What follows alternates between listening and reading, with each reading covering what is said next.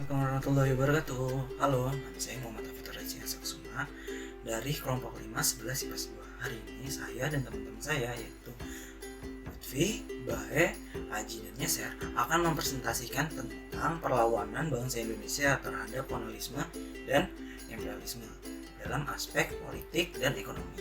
Bangsa Indonesia pada masa kolonialisme dan imperialisme sangat dirugikan dalam bidang politik dan ekonomi.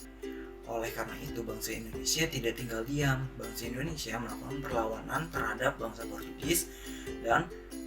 Portugis, VOC, dan Hindia Belanda. Ada beberapa peristiwa penting yang tak terlupakan akibat bangsa Indonesia melawan bangsa Portugis. Peristiwa pertama ada perlawanan Kesultanan Ternate. Kebijakan monopoli yang dilakukan oleh bangsa Portugis membuat Sultan Harun menjadi pemimpin perlawanan terhadap bangsa Portugis. Tetapi sayangnya Sultan Harun wafat karena ia ditangkap dan dihukum mati. Perjuangan Sultan Harun dilanjutkan oleh Sultan Babullah. Di bawah kepemimpinan Sultan Babullah inilah Kesultanan Ternate dapat mengusir bangsa Portugis dari Maluku pada tahun 1575.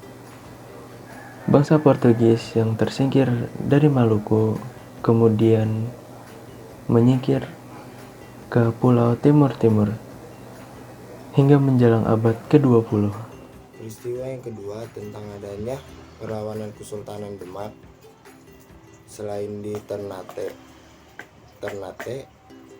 bangsa Portugis juga melakukan praktik monopoli perdagangan mereka di Malaka. Hal tersebut membuat saudagar Muslim merasa terganggu dan risih. Lalu, Kesultanan Demak memutuskan melakukan perlawanan terhadap bangsa Portugis di bawah pimpinan Sultan Trenggono. Kesultanan Demak menyerang Sunda Kelapa pada tahun 1526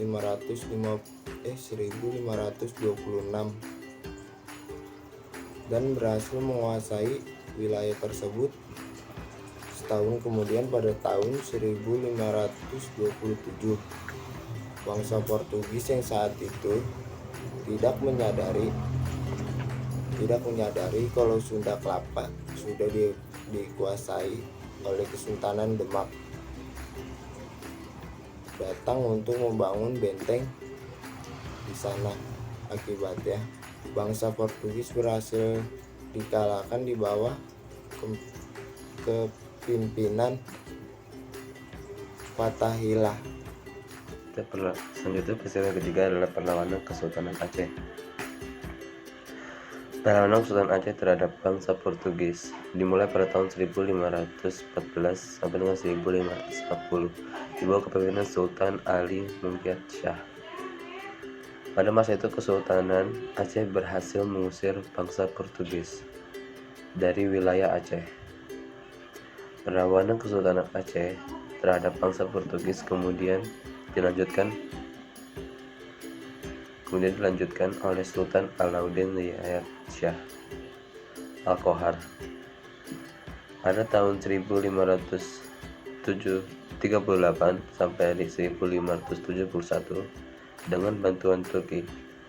Sultan Alauddin Riyad Shah yang menjadi penggantinya juga menyerang bangsa Portugis di Malaka pada tahun 1573 sampai 1575.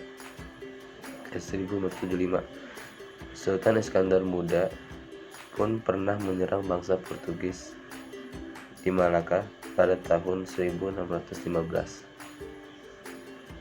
dan 1629. Sekalipun Sultan Iskandar Muda tidak berhasil mengusir bangsa Portugis dari Malaka, perlawanan rakyat Aceh terus berlanjut sampai Malaka jatuh ke tangan VOC pada tahun 1641. Peristiwa keempat ada perlawanan Sultan Agung pada masa penjajahan Belanda. VOC berusaha untuk memonopoli dan menghalangi kapal Mataram yang hendak berdagang ke Malaka.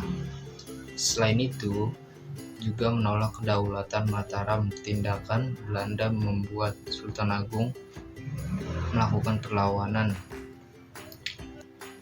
1628, Sultan Agung menyerang VOC di Batavia bersama pasukannya. Mereka berusaha menyebarkan wabah penyakit kolera di Batavia, namun pasukan Mataram mengalami kekalahan karena banyaknya prajurit yang terjangkit malaria dan kolera. Yang terakhir adalah perlawanan Sultan Ageng Tirtayasa. Pada tahun 1656, VOC menerapkan perjanjian monopoli yang merugikan Banten. Negeri kincir angin tersebut ingin menguasai lada dan beberapa rempah-rempah lainnya. Namun, Sultan Ageng Tirtayasa menolak perjanjian tersebut dan melakukan perlawanan kepada penduduk VOC. Sekian dari kami, kurang lebihnya mohon maaf. Wassalamualaikum warahmatullahi wabarakatuh.